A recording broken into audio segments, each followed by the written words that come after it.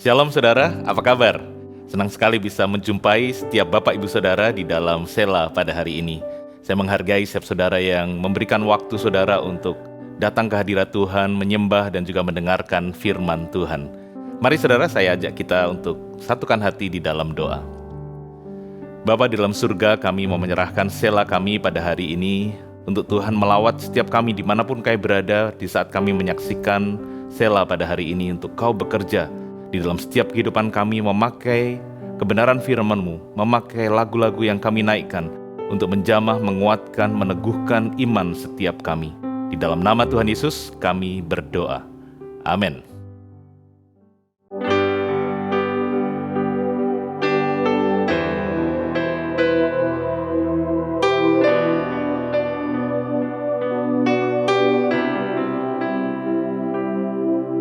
Bapa, Engkau mengenalku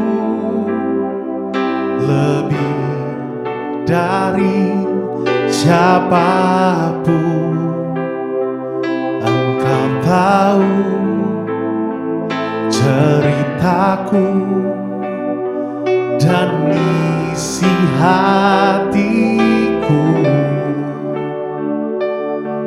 Tak peduli masa lalu, Engkau tetap memilihku. Ubahkanku, sempurnakan, jadi karya yang indah. Kini aku percaya tiada yang mustahil bagimu. Kuasa-Mu kuatkanku, dasarku berharap.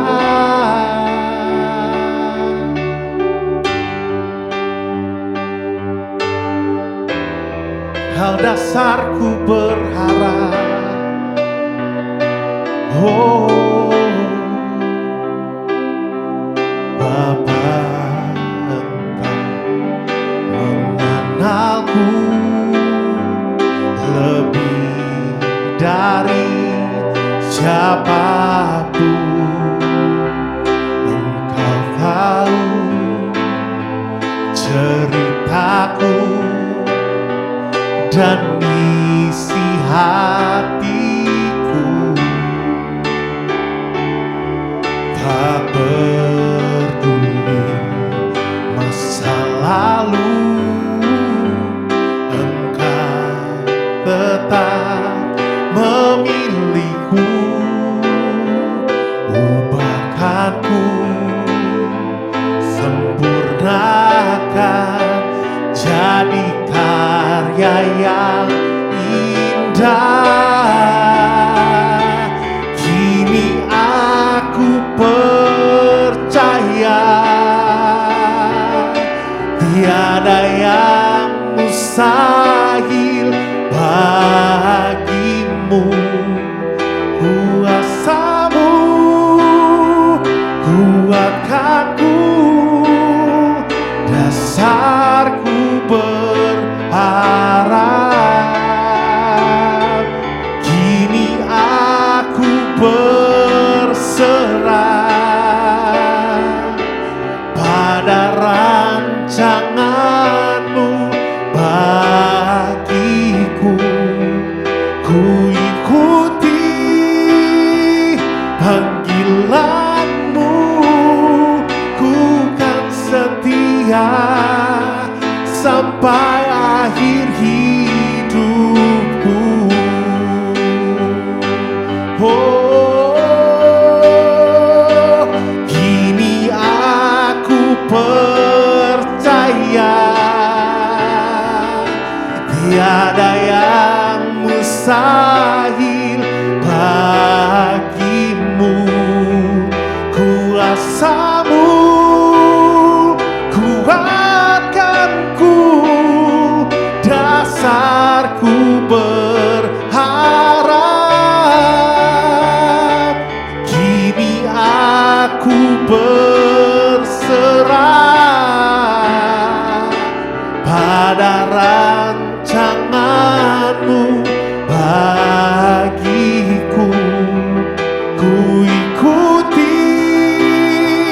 panggilanmu, ku kan setia sampai akhir hidupku. Ku ikuti panggilanmu, ku kan setia sampai akhir hidupku.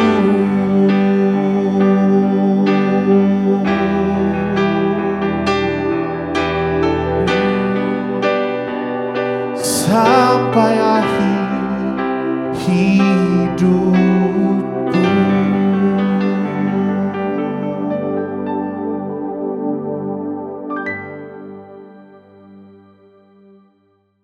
Ada sebuah kisah menarik dari kitab 2 Raja-Raja pasal yang keempat. Mari kita terlebih dahulu membaca ayat 8 sampai ayat 10 dan saya akan membacakannya dari Alkitab versi Bahasa Indonesia sehari-hari. Demikian firman Tuhan. Di Sunem tinggal seorang wanita kaya. Pada suatu hari ketika Elisa pergi ke Sunem, wanita itu mengundangnya makan. Sejak itu, setiap kali Elisa mampir di Sunem, ia makan di rumah wanita itu. Kemudian berkatalah wanita itu kepada suaminya, "Saya yakin Bapak yang sering mampir di sini itu sungguh-sungguh seorang hamba Allah. Baiklah kita membuat sebuah kamar yang kecil di tingkat atas rumah kita, dan mari kita melengkapinya dengan tempat tidur, dengan meja, kursi, dan lampu, supaya ia dapat menginap di situ setiap kali ia mengunjungi kita."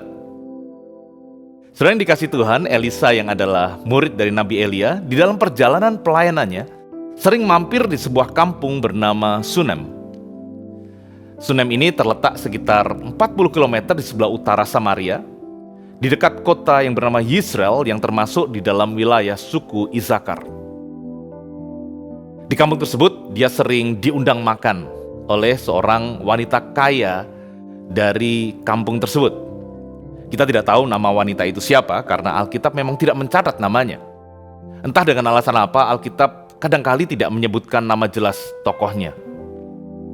Nah saudara, setelah wanita dari Sunem ini tahu bahwa Elisa ini memang hamba Allah dan melihat bahwa Elisa ini perlu tempat untuk menginap sewaktu dia melayani di sana, maka wanita itu berinisiatif.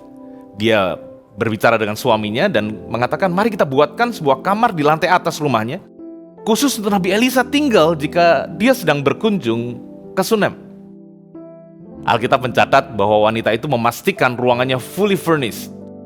Dia sediakan tempat tidur, ada meja, ada kursi, bahkan ada lampu ya.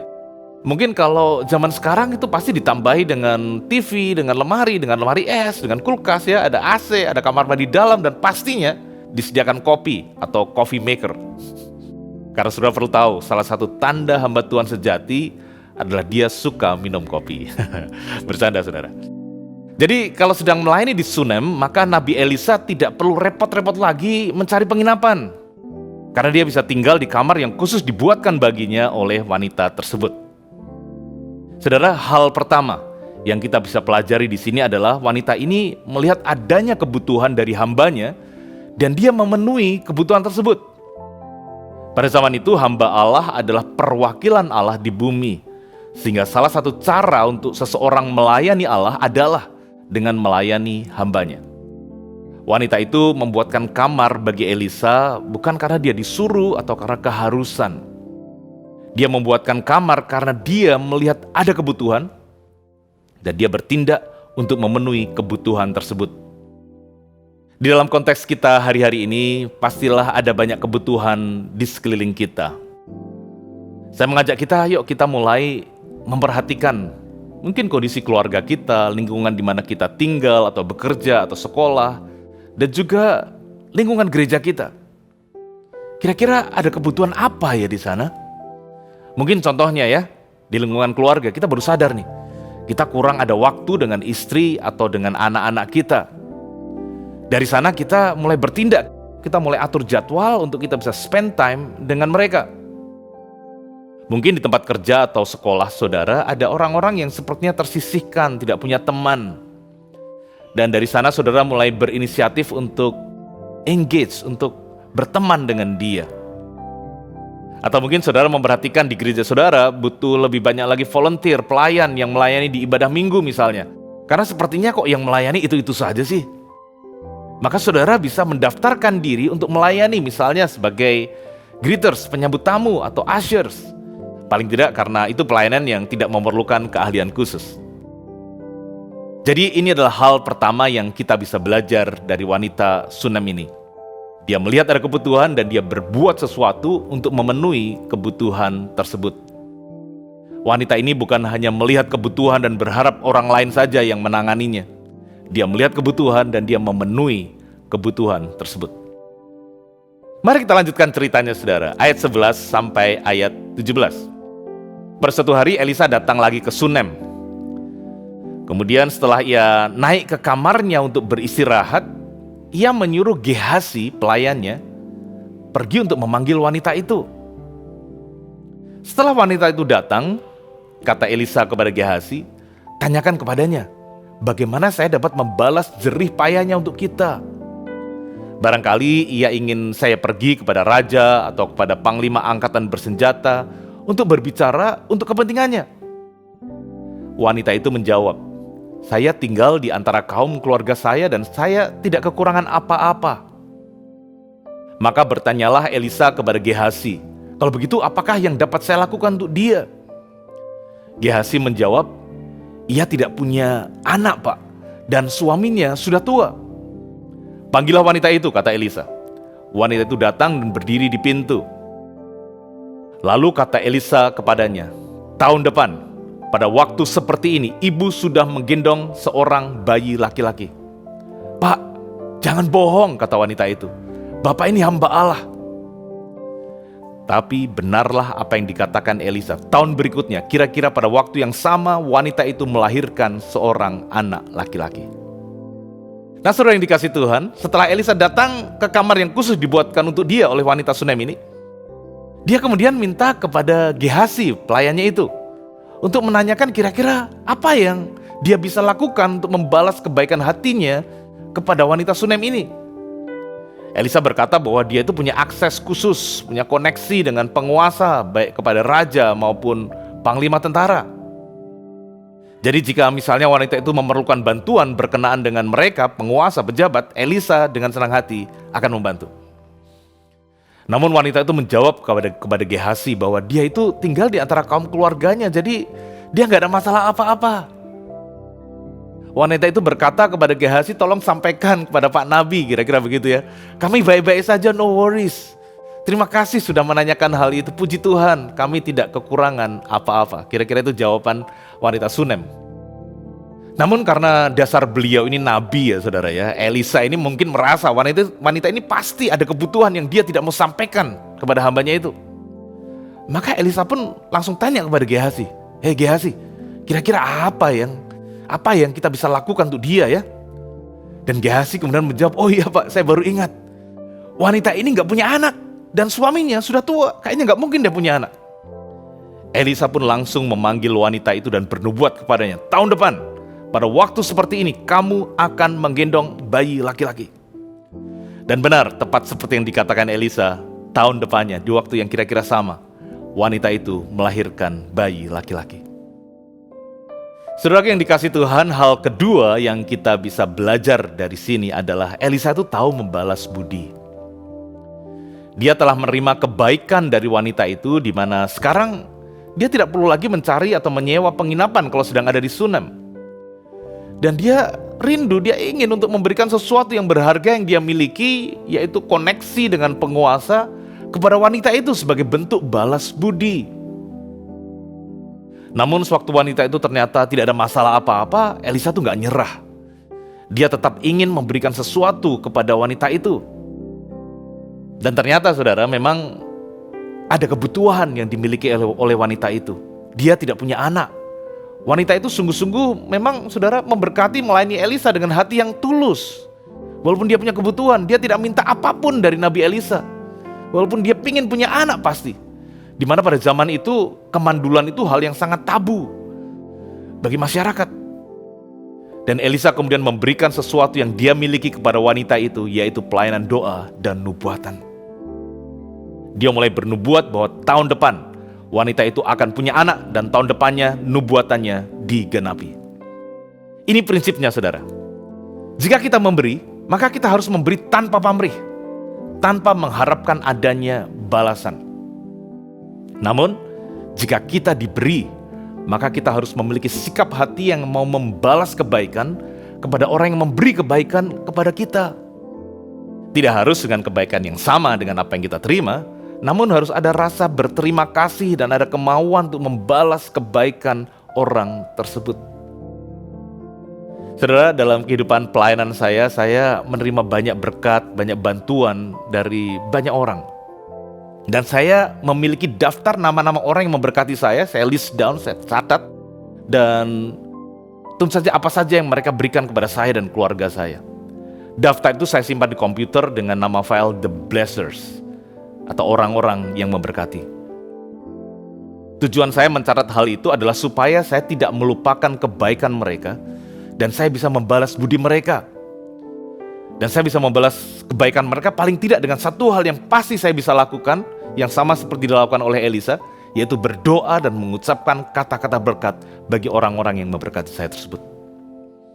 Kisah Elisa dan wanita Sunem ini, saudara, tidak berhenti di sana. Pada satu hari, setelah anak wanita Sunem itu beranjak besar, dia mengalami sakit di kepalanya dan secara mendadak dia meninggal dunia. Dengan hati yang sedih, wanita Sunem itu membaringkan anaknya yang meninggal itu di kamar yang dia buat untuk Nabi Elisa. Dan dia kemudian bergegas pergi kepada Nabi itu dan memberitahukan tentang apa yang terjadi.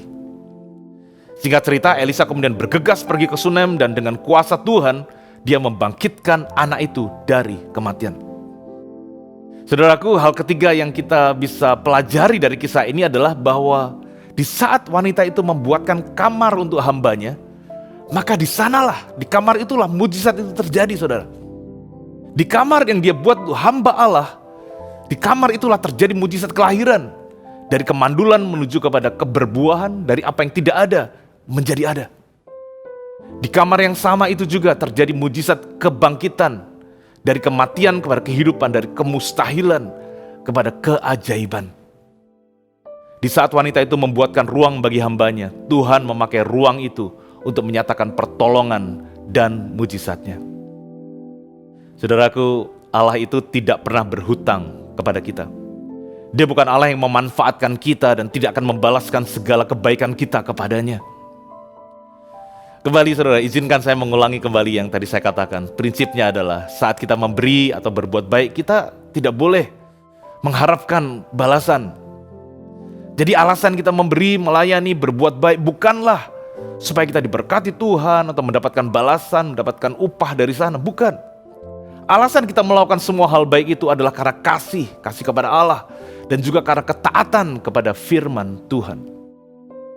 Tetapi saudara, dari pihak Allah, Dia tidak mungkin tidak membalas kebaikan kita kepadanya. Mazmur 62 ayat 13 berkata, "Dan daripadamu juga kasih setia ya Tuhan, sebab Engkau membalas setiap orang menurut perbuatannya." Tuhan pasti akan membalas setiap orang menurut perbuatannya, karena Dia adalah Allah yang adil dan penuh dengan kebaikan serta kasih setia.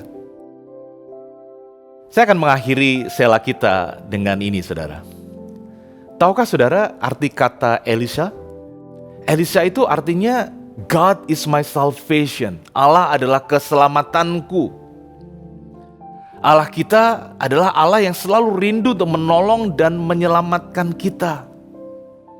Saudara, tokoh utama dari kisah ini bukanlah wanita Sunem atau Nabi Elisa.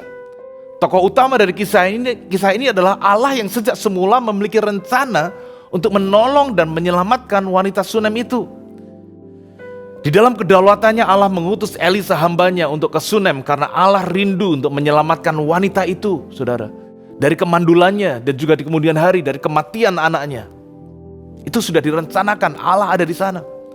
Bagian wanita itu hanyalah melakukan hal-hal yang selaras, hal-hal yang sejalan dengan kehendak Tuhan, sehingga Allah dengan leluasa bekerja di dalam kehidupannya. Saudara yang dikasihi Tuhan, Allah kita adalah Allah yang rindu menyelamatkan kita. Menyelamatkan kita dari setiap permasalahan dan kemustahilan di dalam hidup kita. Dan sama seperti wanita Sunem itu, bagian kita, saudara dan saya, adalah menghidupi kehidupan yang selaras dengan kehendaknya. Bagian kita adalah menghidupi kehidupan yang peka dengan kebutuhan yang ada di sekeliling kita, dan mulai bertindak untuk memenuhi kebutuhan itu dengan apa yang kita punya dan dengan apa yang kita bisa. Kita berdoa, saudara. Kami bersyukur Bapa untuk kebenaran firman-Mu yang menjadi terang bagi jalan kami, menjadi pelita bagi kaki kami. Allah Roh Kudus mampukan kami untuk bukan hanya memahami, namun juga untuk melakukan kebenaran firman-Mu ini di dalam kehidupan kami sehari-hari. Di dalam nama Tuhan Yesus yang berkuasa, kami berdoa. Amin.